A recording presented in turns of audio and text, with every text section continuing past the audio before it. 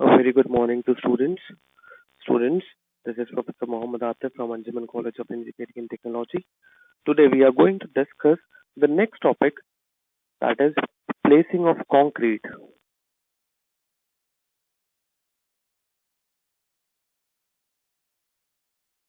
Now, there are various methods of placing of concrete. So, at the very first, we are discussing over placing of concrete in foundation. यानी foundation में हम concrete अगर place करते हैं तो किस तरीके से प्लेस किया जाता है। एक आपको एक इमेज शो हो रही है जिसमें दिखा रहा है कि एक concrete mixer using the pump placing the concrete और transporting and placing the concrete in a foundation trench. आप देख सकते हो फाउंडेशन के ट्रेंच में कंक्रीट उतर रहा है।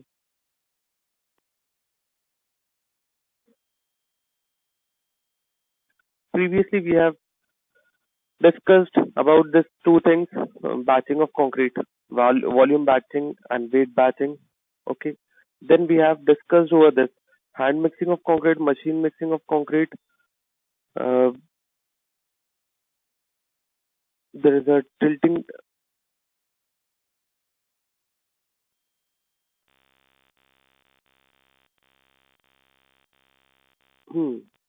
There is a tilting type drum mixer that is also been discussed, and pan type mixer that is also been discussed. Tilting non tilting हर तरीके के ड्रम मिक्सर मशीन मिक्सर कहने का मतलब हमने डिस्कस किया है, ऑलरेडी डिस्कस हो चुका है।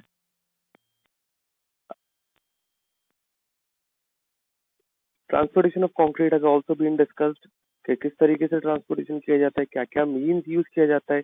मैनुअल ट्रांसपोर्टेशन, मशीन के थ्रू ट्रांसपोर्टेशन, मशीन में क्या क्या यूज कर सकते हैं, डंपर्स यूज होते हैं और क्रेन्स यूज होती है। Everything has been already taught to you.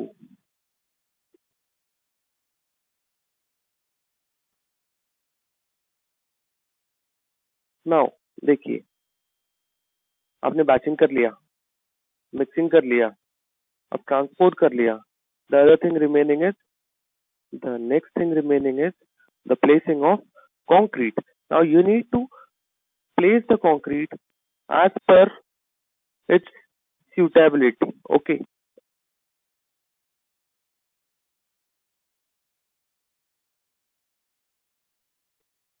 First of all, let's discuss about the precautions to be taken while placing the concrete. So, at the very first, we are discussing about the placing of concrete in foundation. Then we will discuss the placing of concrete in column, beams, and floor. Then on road slab and airfield slab. Then in dams, piers, or abutments. And then at the end, the placing of concrete underwater. Okay. So let's start with the placing of concrete in foundation. देखिए आप foundation में concrete आप always use करते हो किस चीज के लिए? फाउंडेशन बेड बनाने के लिए। देखते हो आप यहाँ पे आपको नजर आ रहा है कि फाउंडेशन बेड बनाने के लिए हम कंक्रीट यूज करते हैं and also for the column casting we use the concrete. So in foundation we use concrete for making or for casting the foundation bed and the column.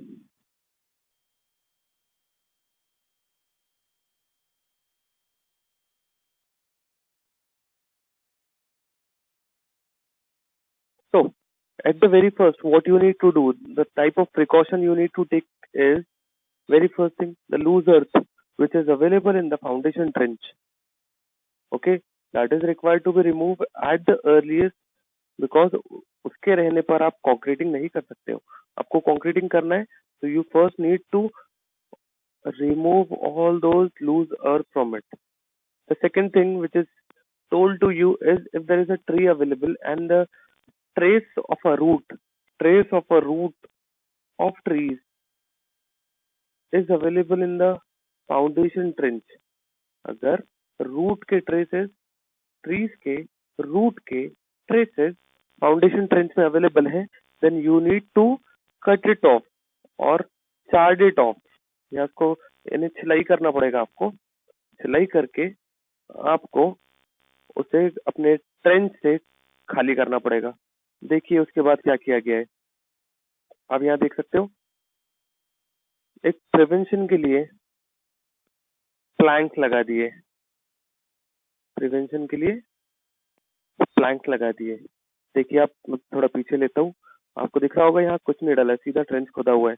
लेकिन फिर उसके बाद क्या किया है, काट दिया है रूट को ट्रीज के, और फिर उसके बाद यहाँ पे प्लैंक्स लगा दिया है ताकि वो वापस से रूट आगे ना बढ़ पाए। ठीक है,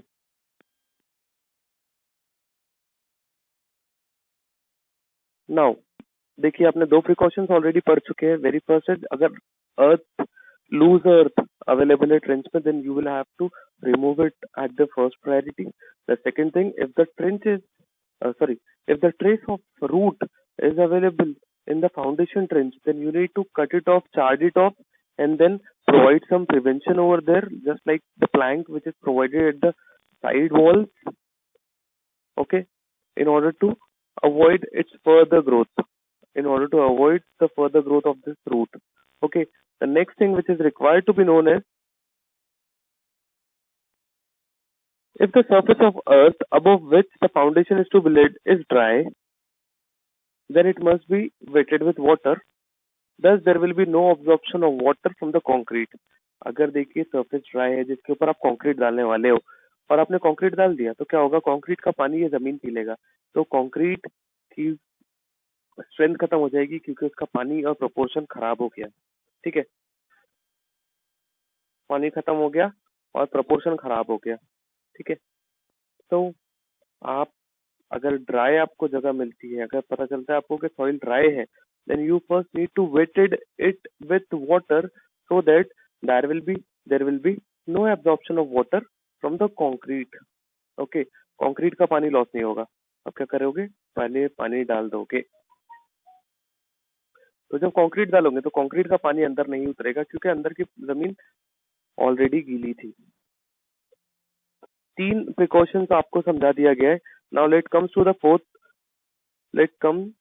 the fourth precaution, that is, if you find the foundation trench is wetted or filled with rain water, तो ऐसे केस में क्या करोगे, अब आप कंक्रीट डालोगे तो क्या होगा, फिर से कंक्रीट का प्रोपोर्शन बिगड़ जाएगा। किस तरीके से, कंक्रीट में एक्सेस पानी मिल जाएगा। अब एक्सेस पानी मिल जाएगा तो again you will not be able to achieve those desired strength of a concrete.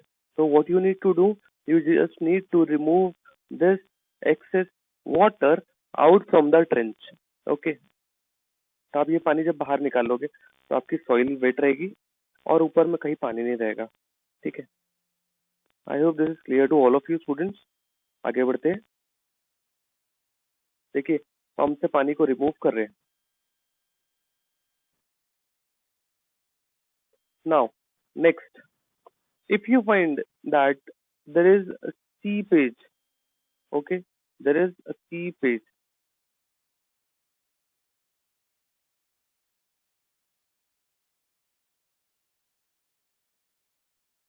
so if you find any trace or a trace of seepage of water, अगर आपको नजर आता है कि पानी सीप कर रहा है, अंदर पानी सीधा सीधा अंदर चले जा रहा है, okay, there is a seepage of water from the trench, then you need to adopt some suitable measures in order to avoid the seepage of water from the concrete, क्योंकि आप कंक्रीट ऊपर से डालोगे तो इस सीपेज के through पानी फिर से लॉस हो जाएगा।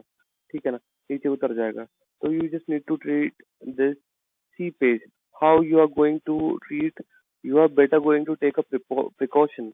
And what sort of precaution you will take, you will either add a plank over there, or you will simply going to add a plastic polythene in order to cover or separate the earth from the concrete. Concrete और earth एक दूसरे के contact में ही नहीं आएंगे with the help of that polythene sheet.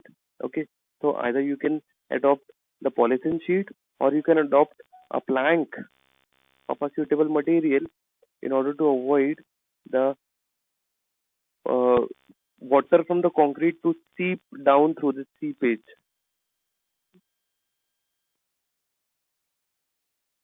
See,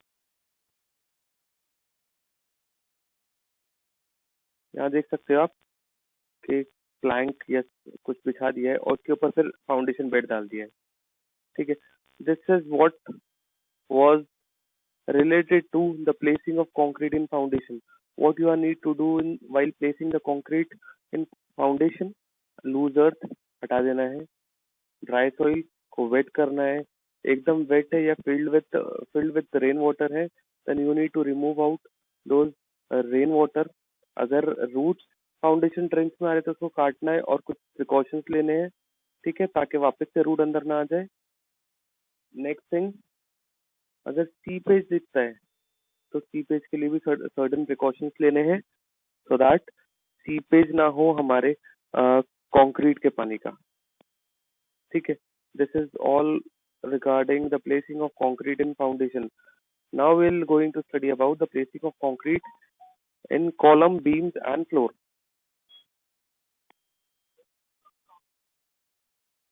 Okay students, now let's come to the next placing of concrete, which will be in column, beams and floor. Placing of concrete in columns, beams and floors. Okay, now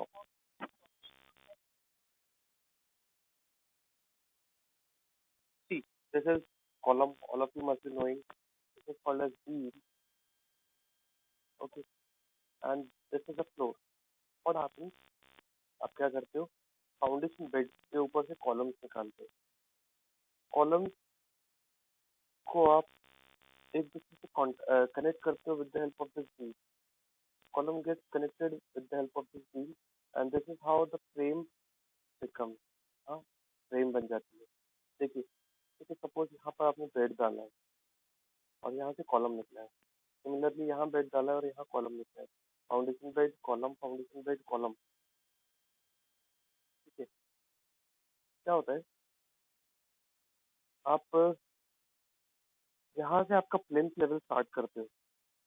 प्लेन्थ level मतलब super structure पे, super structure क्या होता है, जो अर्थ के ऊपर होता है दैट इज सुपर स्ट्रक्चर। जो अर्थ के नीचे होता है दैट इज योर सब स्ट्रक्चर। ओके, तो सुपर स्ट्रक्चर पे आते वक्त आप कॉलम्स को एक दूसरे से कनेक्ट कर देते हो with the help of beam.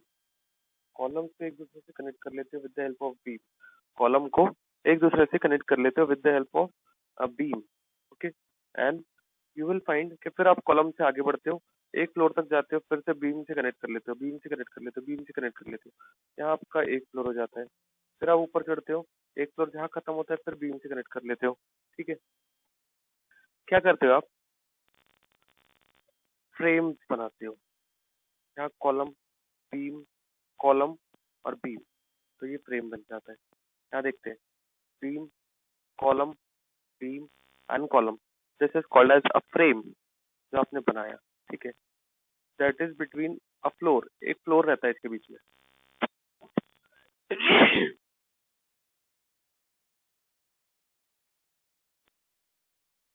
Now sorry, जैसे आप बीम को कनेक्ट करते हो तो बीम की भी एक फ्रेम बनती है। अगर आप टॉप व्यू से देखोगे तो आपको चार तरफ बीम दिखेंगे, उन चारों बीम्स के बीच में एक स्लैब आता है जिस पर आपका फ्लोर रहता है। फॉर एग्जाम्पल, हम एक रूम पकड़ते हैं, एक रूम पकड़ते हैं तो रूम के चारों साइड में बीम्स होती है और चारों बीम से टच्ड, कनेक्टेड आप एक फ्लोर डालते हो, that is your slab. Okay, I hope that is clear to you, जिस पर आप खड़े होते हो, चलते फिरते हो, ठीक है ना। तो students, I hope this is clear to all of you. तो जिस पर आप खड़े होते हो, देखिए इस पर खड़ा है, यानी कि स्लैब पर खड़ा है। स्लैब किसके बीच में, चार बीम के बीच में है, ठीक है। स्लैब पे जो लोड आ रहा है that is getting transferred to all the four beams and that load which is coming on beam getting then transferred to the columns and then from the from the column to the foundations and from foundation to the underlying soil. I hope students ये आपको समझ में आ गया हो। columns, beam and this floor or a roof, कुछ भी कह सकते हैं हम। अगर खड़े हैं हम उसके ऊपर तो वो फ्लोर है, अगर ऊपर देख रहे हो तो वो रूफ है, ठीक है। अगर उस पर खड़े हो तो वो फ्लोर बन गया आपका, और नीचे से ऊपर देख रहे हो और आपको नजर आ रहा है स्लैब, तो that is your roof. Okay, I hope students ये क्लियर है आपको. These are the very important elements of your structure. Column, beam, and slab are the very important elements of your structure or your building.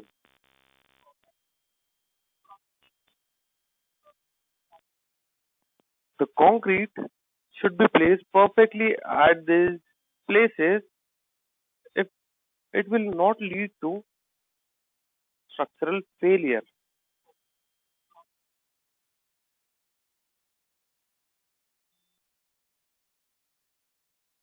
So, what do I mean to say? कि concrete should be properly placed in this elements so that properly filled होना चाहिए so that structural failures ना हो. अगर आप properly fill नहीं करोगे column में, स्लैब में या बीम्स में कंक्रीट को, तो क्या हो सकता है, वॉइड्स मेंटेन होंगे, वॉइड्स रह जाएंगे. आपको वॉइड्स मतलब समझता है?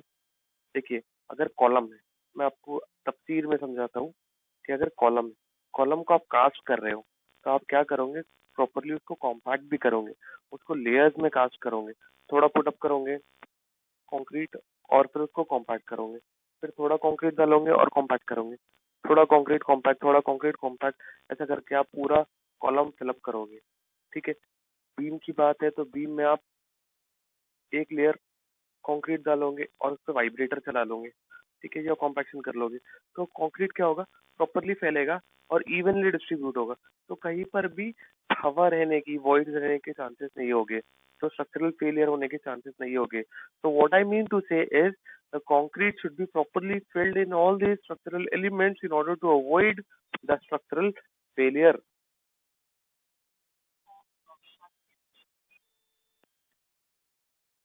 So, आपके कंक्रीट को प्लेस करने के पहले आप क्या करते हो? कंक्रीट को प्लेस करना है तो उसके लिए क्या करते हो, आप उसकी कवरिंग बनाते हो. कवरिंग को क्या कहते हैं हम, फॉर्म्स और शटरिंग कहते हैं. फॉर्म्स और शटरिंग, एक ढांचा बनाते हैं, मोल्ड बनाते हैं. ठीक है, एक ढांचा या मोल्ड बनाते हैं जिसको हम क्या कहते हैं, फॉर्म्स कहते हैं या शटरिंग कहते हैं. दिस फॉर्म्स एंड शटरिंग के अंदर में हम कंक्रीट पुटअप करते हैं, कंक्रीट पोर करते हैं. तो दिस फॉर्म्स और shuttering should be carefully examined for its correct alignment.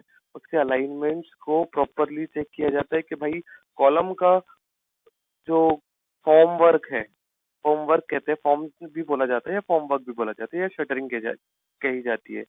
ठीक है, तो इसकी फॉर्म वर्क भाई लगाया है आपने तो 90 डिग्री पर है या नहीं, स्लैब से या बीम से एग्जैक्टली 90 डिग्री पे वर्टिकल चल रहा है या नहीं, कि आड़ा टेढ़ा है.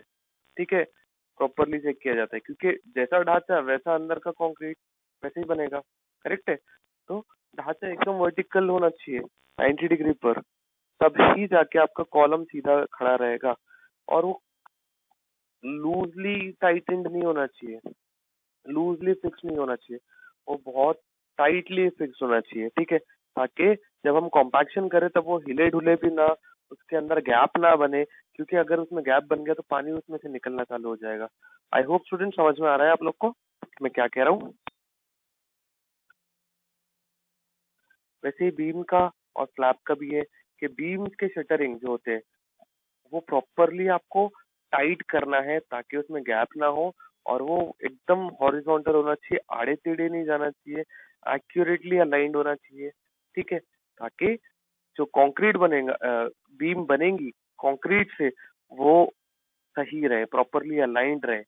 तो इसमें पूरा पूरा का पूरा रोल फोमवर्क और शटरिंग का होता है.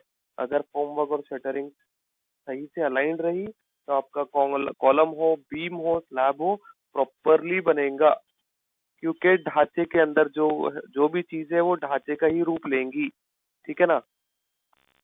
वैसे ही अगर फॉर्मवर्क में अगर गैप आ जाएगा तो आपको पता है क्या नुकसान होने वाला है, पानी साइड से निकलना चालू हो जाएगा. ठीक है, और पानी कम हो गया तो कंक्रीट की ताकत कम होगी. ठीक है, हाइड्रेशन के वक्त पानी की कमी हो जाएगी, और हाइड्रेशन नहीं हो पाएगा सबसे पहली चीज, या जितना पानी है वो यूज हो जाएगा सबसे पहले तो, और अंदर में हवा बच जाएगी, वॉइड्स बच जाएंगे, और हाइड्रेशन प्रोसेस कंप्लीट भी नहीं हो पाएगा क्योंकि पानी खत्म हो गया भाई, तो स्ट्रेंथ कहाँ से आएगी। आई होप स्टूडेंट्स आपके लिए क्लियर हो गया है। So the formwork should be rigid enough to withstand the load of the concrete. Okay, the formwork must be rigid enough to withstand the weight or load of the concrete during construction. ये इतना मजबूत होना चाहिए कि मैं concrete जो डाल रहा हूँ ये कंक्रीट का वेट ले ले, क्योंकि कॉलम जब बनता है तो काफी सारा कंक्रीट उसके अंदर जाता है, तो उतना कंक्रीट भाई वो सह पा रहा है या नहीं, उतना ताकतवर उस फॉर्मवर्क में होना चाहिए। ठीक है,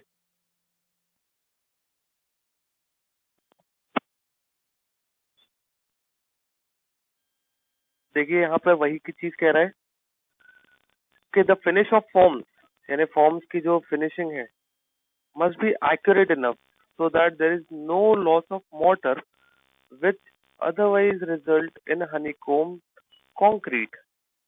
क्या हो रहा है इसमें, फॉर्म की फिनिशिंग प्रॉपर होनी चाहिए। ठीक है, फॉर्म प्रॉपरली अटैच होने चाहिए, कनेक्टेड होनी चाहिए एक दूसरे से, यानी कि वो जो पड़पे कहेंगे हम, या एक एक क्या कहते हैं उसको, प्लेट्स जो बोलेंगे हम, वो प्लेट्स की सरफेस फिनिशिंग या कनेक्शन प्रॉपर होने चाहिए ताकि उसमें से पानी या मोटर लॉस ना हो, पानी या मोटर लॉस ना हो। अदरवाइज पानी लॉस हो गया या मोटर लॉस हो गया तो उसकी जगह खाली रह जाएंगी। देखिए यहाँ पे दिख रहा है, this is called as honeycombing. Honeycombing is the loss of a water or a water or a mortar from the concrete, thus resulting into a void which is visible from the naked eye। Okay, और ऐसे concrete में ताकत नहीं रहेगी जिसमें gaps available है। Okay, mortar मतलब समझते हैं आपको पानी और रेत का mixture that is called as a mortar. Students आपको समझ में आ रहा है? ओके, सिमिलरली ये चीज बताई गई है कि अगर आप जो फॉर्मवर्क यूज कर रहे हो, यहाँ देखिए आपको फॉर्मवर्क लगाता हुआ नजर आ रहा है। ठीक है,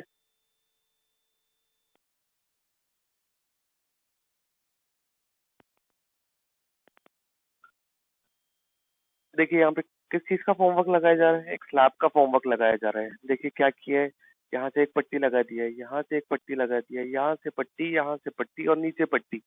पट्टी के ऊपर यहाँ देखिए रेनफोर्समेंट है हमारे, नीचे इसके पट्टी है। ठीक है, उसी के ऊपर तो कंक्रीट ठहरेगा, तो वो बेस रहेगा, उसके उस बेस के ऊपर ये रेनफोर्समेंट है।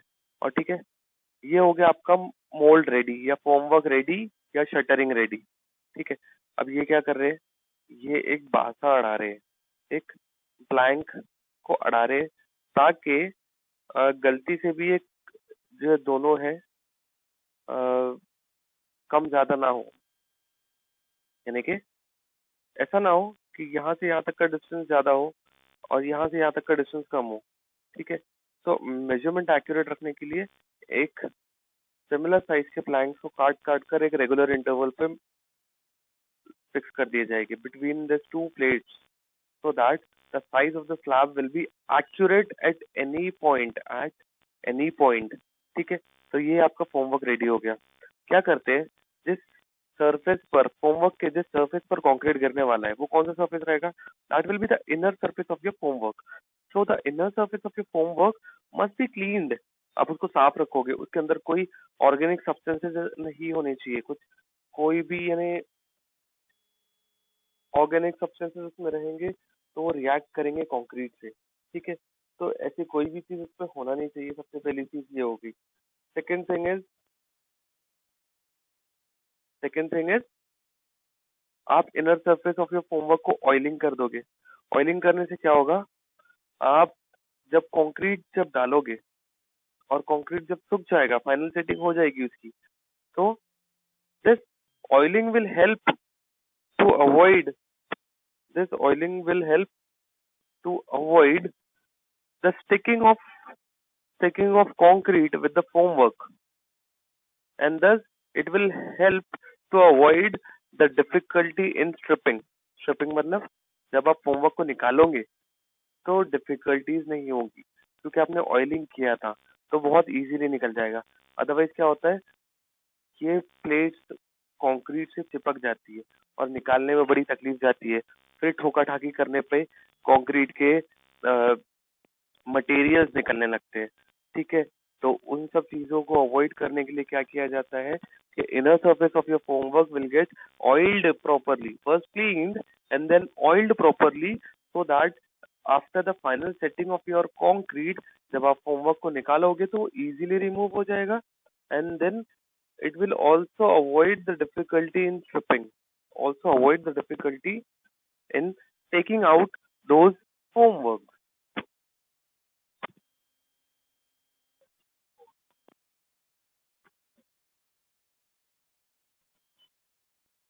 देखिए, this is how we do the stripping. क्या करते हैं देखिए,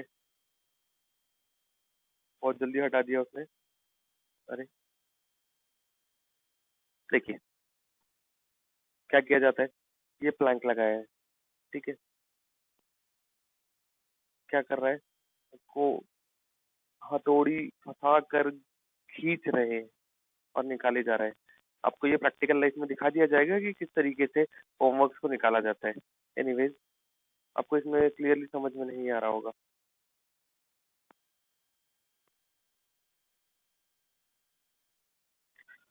Another thing which you should know is the reinforcement should be placed or tied tightly and must be free from any forensic agent।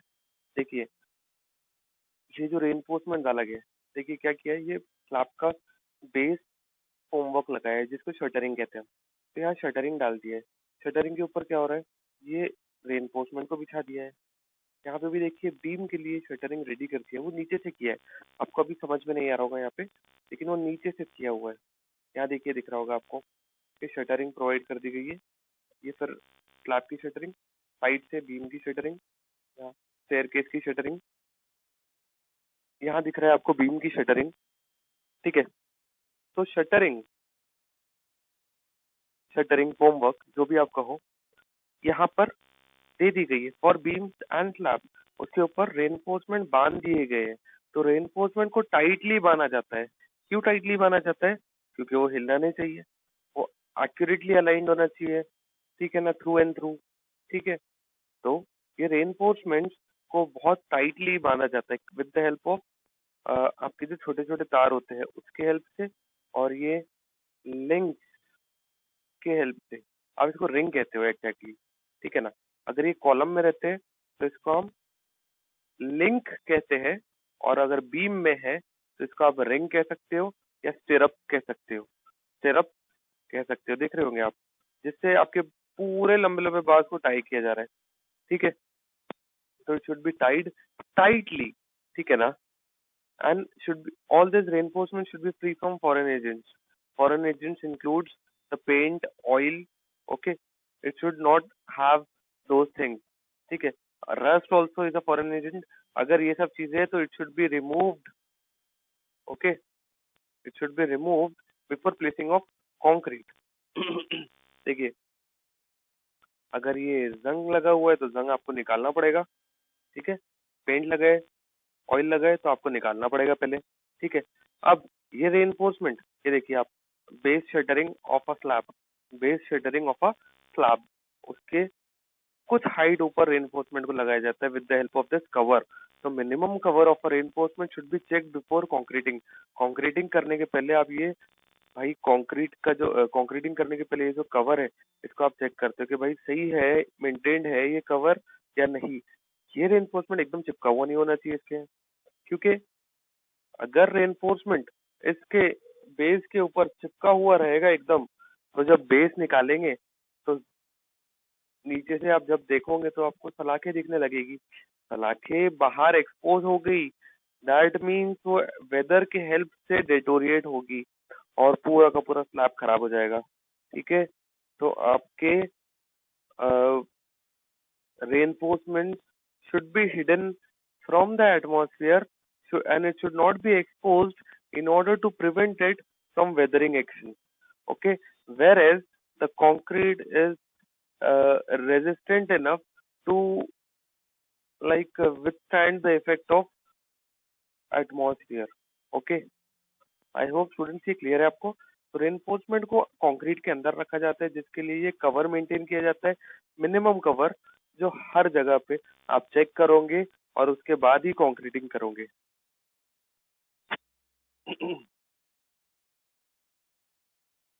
Concreting जब आप कर रहे हो, cranes का यूज कर रहे हो, चाहे जिस भी चीज का यूज कर रहे हो, concreting should not be done from a greater height. Concreting should not be done from a greater height. The concrete should not be dropped from a high distance. Rather, it should be dropped from a small height as much as possible. Okay, देखिए,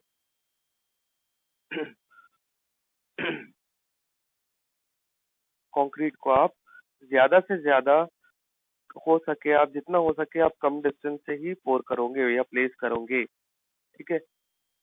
हाँ, next thing, concrete को आप एक तरफ डालोगे। Concrete को आप, ऐसा नहीं है कि आप हर तरफ डालोगे। ठीक है, कंक्रीट को आप एक ही तरफ डालो and allow it to flow. Allow it to flow with the help of vibrator और अ कॉम्पैक्शन कॉम्पैक्टर, जो आप एक रॉड यूज करते हो। ठीक है, उससे अलाउ करो उसको फ्लो करने के लिए, सो दैट उससे क्या होगा, आप वाइब्रेटर यूज करोगे तो पूरा मटेरियल एक साथ बहेगा। ठीक है, एक साथ आगे आगे बढ़ता चलेगा, उससे हनी कोम्बिंग नहीं होगी। ठीक है, हनी कोम्बिंग नहीं होगी। क्या किया आपने, पूरा मटेरियल एक तरफ डाला, उसके बाद वाइब्रेटर चलाया, तो क्या होगा, वाइब्रेटर की हेल्प से मटेरियल पूरा का पूरा आगे सरकने लगेगा। ठीक है, आप उसको आगे सरकाओगे और इससे क्या होगा, हनी कॉम्बिंग नहीं होगी। ठीक है, अगर आप वाइब्रेट नहीं कर सकते हो, सिर्फ कॉम्पैक्शन करना है, तो फिर आप पूरे प्लेस पर प्लेसिंग कर सकते हो। ठीक है, इसका कोई एक हार्ड एंड फास्ट रूल नहीं है कि आपको प्लेस करना है तो एक ही तरफ करना है। अगर आपके पास वाइब्रेटर्स अवेलेबल नहीं है, तो फिर वो उतने मोटे मोटे एग्रीगेट्स यहाँ से यहाँ तक कैसे सरकेंगे। तो इन दैट केस आप क्या करोगे, ये बीम को, वैसे भी यही किया जाता है कि एक बीम को 3 लेयर में या 4 लेयर में डिवाइड कर दोगे। तो पहली लेयर फिलअप होगी, कॉम्पैक्ट होंगी, सेकेंड लेयर फिलअप होगी, कॉम्पैक्ट होगी, थर्ड लेयर फिलअप होगी, कॉम्पैक्ट होगी। ठीक है, ऐसा कर सकते हो अगर आप कॉम्पैक्ट करने के लिए सिर्फ रॉड यूज कर रहे हो। वेरएज अगर वाइब्रेटर है, देन इट इज पॉसिबल कि आप यहीं से कंक्रीट डालो और वो यहाँ तक चला जाएगा। ठीक है ना, with the help of a vibrator. उससे क्या होगा, पूरा का पूरा मटेरियल यूनिफॉर्मली सरकता चला जाएगा और हनी कॉम्बिंग नहीं होगी। हनी कॉम्बिंग कैसे होती है, by the loss of water, और वो अगर वाइब्रेटर यूज कर रहे हो तो नहीं होगा बिल्कुल भी। लेटेंस फॉर्मेशन भी नहीं होगा। लेटेंस क्या होता है, अगर चिकना मटेरियल मोटर एक तरफ रह गया, तो वो मोटर मतलब your sand and your water का मिक्सचर। ठीक है, वो एक तरफ रह गया तो लेटेंस फॉर्मेशन हो जाएगा, चिकना और पतला सीमेंट या कंक्रीट वहां बन जाएगा, जिसकी ताकत बिल्कुल नहीं होगी, चिकनाई पूरी होगी। ठीक है, तो लेटेंस फॉर्मेशन नहीं होगा अगर आपने प्रॉपर वाइब्रेटर यूज किया है और वाइब्रेटर की हेल्प से आपने लेयर्स में कंक्रीट को पोर किया है। ठीक है, तो ये दोनों चीजें होने के चांसेस बिल्कुल हट जाएंगे।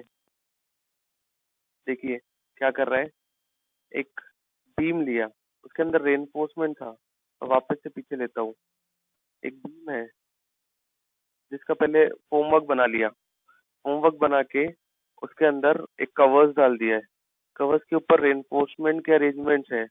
ठीक है, अब इसमें कंक्रीट को डालना है, तो कंक्रीट पोर करेगा इन लेयर्स। देखिए, पहला कंक्रीट का लेयर डालेंगे, उसको आप वाइब्रेट कर दोगे, या चाहो तो आप डिफरेंट प्लेसेस पर भी प्लेस कर सकते हो, थोड़ा थोड़ा इंटरवल्स पर भी। ठीक है, और सरक जाएगा, फैल जाएगा। Compaction and vibration is very important so that Honey combing ना हो, लेटेंस फॉर्मेशन ना हो। देखिए,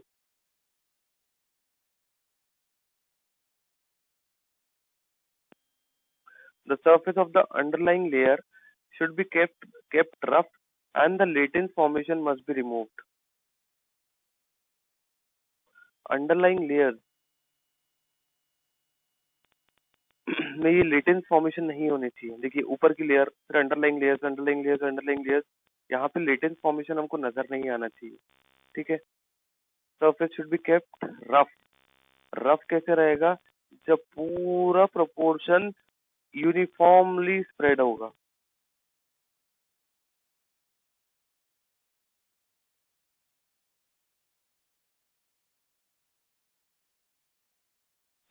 नेक्स्ट थिंग क्या बोल रहा है देखते हैं। There is a chance of failure to the bond between layers of the concrete, so these layers should be placed as soon as possible. क्या मतलब हो रहा है कहने का? देयर इज अ चांस कि फेल हो, लेयर्स जो है एक दूसरे से बॉन्ड ना करे। क्या किया इसमें? 3 लेयर्स डाला। ठीक है। तो 3 लेयर को अगर एक लेयर डालने के बाद आप रुक जा रहे हो, खाना खा ले रहे हो, चाय पी ले रहे हो, आराम कर ले रहे हो, ठीक है, लेबर्स अगर आराम कर ले रहे हैं तो क्या होगा? सेटिंग टाइम दोनों लेयर्स के डिफरेंट हो जाएंगे और उससे क्या होगा? There will always be a joint available over here. तो बॉन्डिंग दोनों की नहीं होंगी, so there will be a failure of bonding because of not successively pouring the layers of the concrete. Okay. तो आपने क्या यहाँ पे गलती किया है? आपने बॉन्डिंग मेंटेन नहीं किया। किस वजह से? आपने लेयर्स को डालने में डिले कर दिया। ठीक है। तो आपको जल्द से जल्द लेयर्स को डालना है जितने जल्दी हो सके। The layers should be placed as soon as possible in order to avoid the failure of or the bond failure you can say in the layers of concrete.